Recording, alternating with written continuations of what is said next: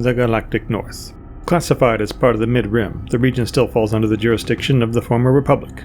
The Galactic North regularly faces incursions from Hutt space, while pirates and smugglers crisscross its expanse at will.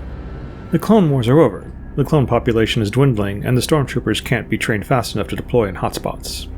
On top of this, the Imperial Navy is concerned that highly programmed troopers like the clones might have secret instructions to execute high-ranking naval officers in a manner similar to Order 66. The Navy takes this opportunity to establish their own ground forces in the Galactic North, the Imperial Marines. The Marines are recruited and trained locally, and many parts of the Galactic North are happy to have an army of familiar faces seeing to their safety. The nascent rebellion network is fine letting the Hutts and pirates keep the Marines at bay and maintain more focus on the core worlds. But one officer, Yor Jazan, a survivor of Ryloth, proposes a different take on the situation. He sees the Galactic North as an opportunity to draw more worlds into the network by undermining the effectiveness of the Navy forces. But how do you finance such operations, and who do you recruit? Yor Jazan provides one answer to both questions. You use criminals, promising a new life with a new chain code in exchange for mission success. An afterlife. This was my Age of Rebellion campaign. Age of Rebellion is the military-themed Red branch of the Star Wars tabletop RPG currently published by Edge Studios and formerly by Fantasy Flight Games.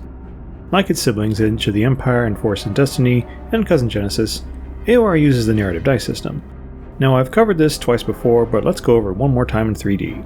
When you make a character in Age of Rebellion, your combination of characteristic scores and skills grant you a collection of green ability dice and yellow proficiency dice, which provide you with positive icons like successes, advantage, and triumph. These are sometimes supplemented by light blue boost dice, which are added for beneficial circumstances. As the GM, you'll assign the player 1 to 5 purple difficulty dice. If the circumstances are particularly risky, some of those purple dice might get upgraded to red challenge dice. And these are sometimes supplemented by black setback dice, which are added for suboptimal circumstances. These different dice produce negative icons like failure, threat, and despair. The player takes this blob of dice, both positive and negative, and rolls them all together.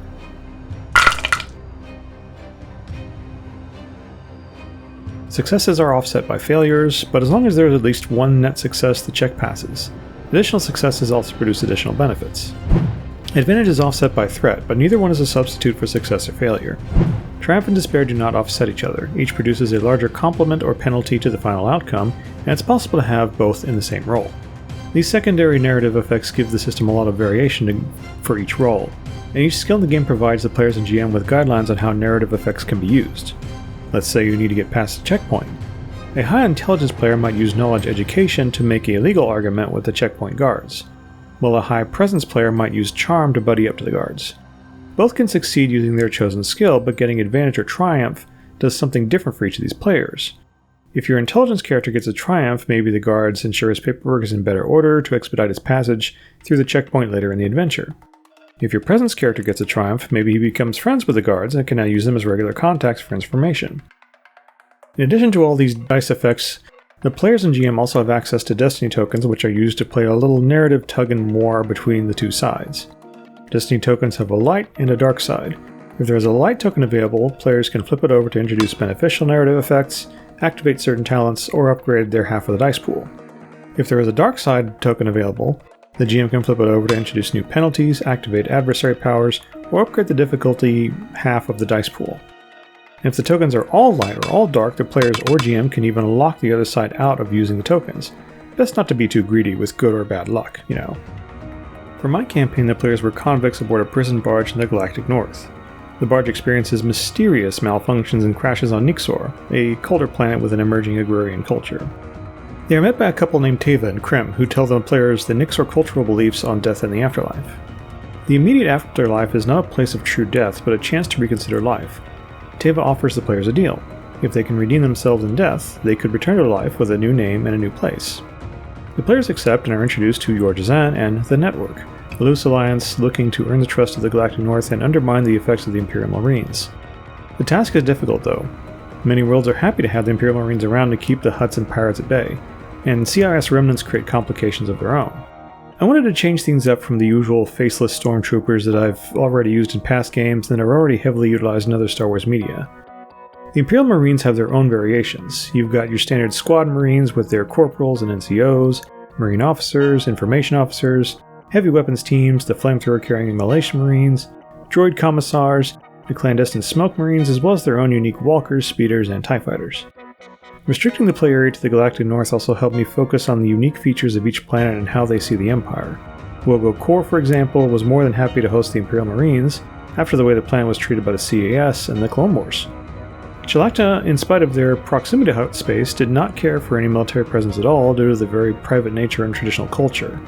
The campaign ended with the players thwarting an attempt to install a division of stormtroopers in the Galactic North by intercepting the Star Destroyer in mid-hyperspace and installing a biological weapon into the life support system. Good time had by all! I've said it before, but I do really like the narrative dice system. You get a lot of depth in exchange for a little more complexity with the symbols. The force power system feels a bit clunky at times and uses a separate D12 from the proficiency D12. I've heard more than a few GMs of the system say that they'd prefer Edge adopt something closer to the magic system found in the Genesis Keyforge or Terranoth supplements. And similar criticisms of the space combat system, saying that the Twilight Imperium implementation of it is better. Both are perfectly functional though. The Age of Rebellion handbook is more warfare oriented as well, with stat blocks and included foes that are better suited to a contest of firepower and might. Age of Rebellion also introduces the duty system. Each character is granted one or more duty values and narratives at the start of the game. These represent the character's ties to their military organization. These values are also used to make a duty table on which the GM rolls with a D100 at the start of each session. If a player's duty is rolled, the entire table gets a strain boost and the GM has to introduce a complication related to that player's duty. If the player overcomes that complication, they get a boost to their duty reward for that session. When the combined player group's duty exceeds 100, they get a boon from their military organization, as well as an improved reputation. Their duty value resets, and the process starts all over again, with players potentially cycling past 100 several times in a campaign. As with obligation, it can be beneficial to roll duty prior to the session so the GM has time to prepare its addition into the storyline. As with most Fantasy Flight and Edge Studio books, the Age of Rebellion book is great. Clocking in at 460 pages and $65 US, the book is filled with gorgeous combat-themed artwork, some of which is reused from other Fantasy Flight products. But that doesn't really bother me. There's no additional GM guide or adversary handbook, you get everything short of the dice and tokens. There is a starter set for the system. I have some reservations about starter kits for any system, but I'll save that for a separate video. The existing Foundry VTT module for the system also works great with Age of Rebellion. RPG Sessions also supports characters and dice rolling for AOR as well if you want to check that out. But that's all I have for this video. I'll probably work on the first B4MU video next, but until then, happy gaming and lights out in the basement.